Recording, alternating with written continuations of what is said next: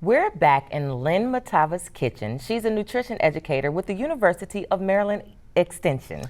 And this week, Lynn has a recipe using rhubarb. Let's check it out. And rhubarb is one of my favorite things about spring. Rhubarb is a tart veggie. It's these big tall stalks, and it's typically used in pies and tarts and other sweet things in the spring, often combined with strawberries, but it can also be used for some savory uses. You can use it in things such as slaws and chutneys, but we are going to use it today to make a compote that we can use for all sorts of things. It can be used for a dessert, over ice cream. We can also put it with some oatmeal and make it a little bit healthier.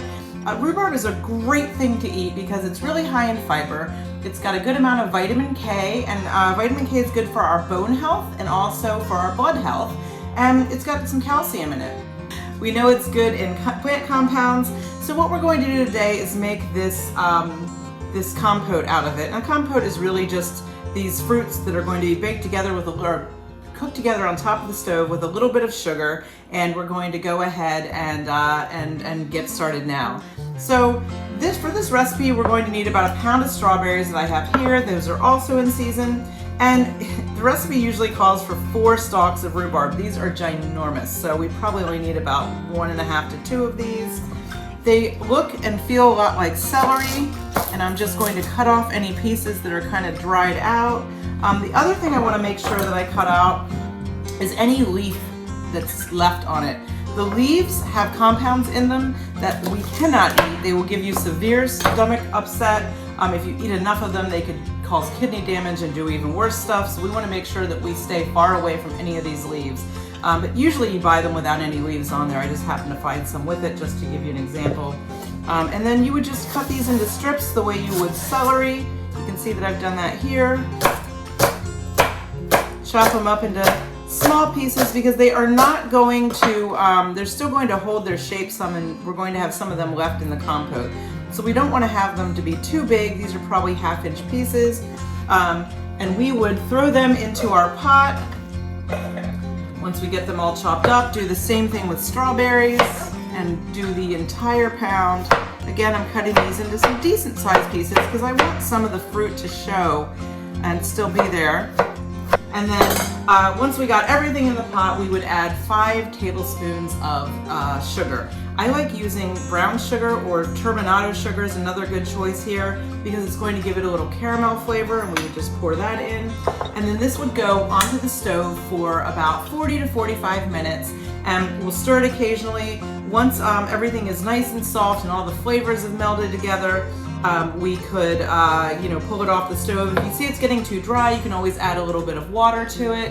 And I think I added about 3 tablespoons when I made this one here.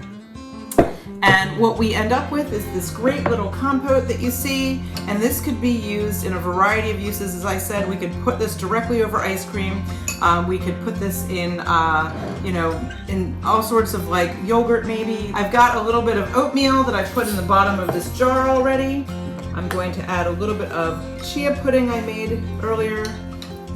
This is done just by mixing about a tablespoon of chia for every 1/4 cup of water, and it turns into this pudding. If you've ever had acai bowls or things like that, sometimes they'll have this in there as a base. Some yogurt ready to go, and we'll just keep layering this.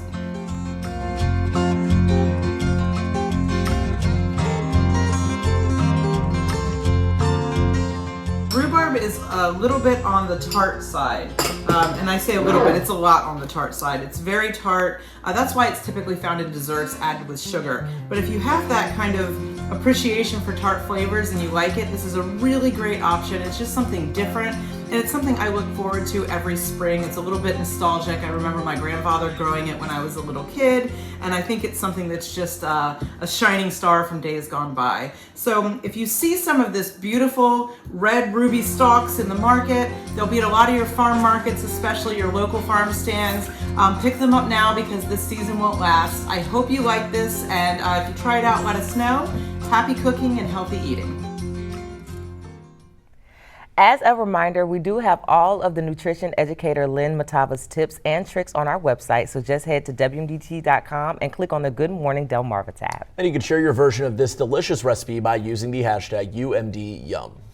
Well, interestingly enough, I just tried rhubarb a few months ago at Sisters with a Twist, a strawberry rhubarb pie, and I loved it. So now I just go to the store and now I'm buying strawberry rhubarb jam and strawberry rhubarb everything, and it's really good. I actually like it a lot. Yeah, I mean, I've worked in produce for a long time, actually, and, you know, seeing it for the first time, I thought it was miscolored celery, and learning, you know, that it has other uses, and, you know, something like that adds that element of getting your vitamins in with a nice thing of oatmeal as well. Not a big fan of oatmeal, but I've had chia pudding, and I don't mind that. Now, have you actually tried rhubarb yet? I have not had it directly. I've had it indirectly, though. Okay. I've had it as sort of what Lynn made with that topping. Like a little I've had it compound. before, yeah. Yeah, well, it's really good, and I actually am going to try to actually bake something this summer. That's going to be my goal, nice. so we'll see.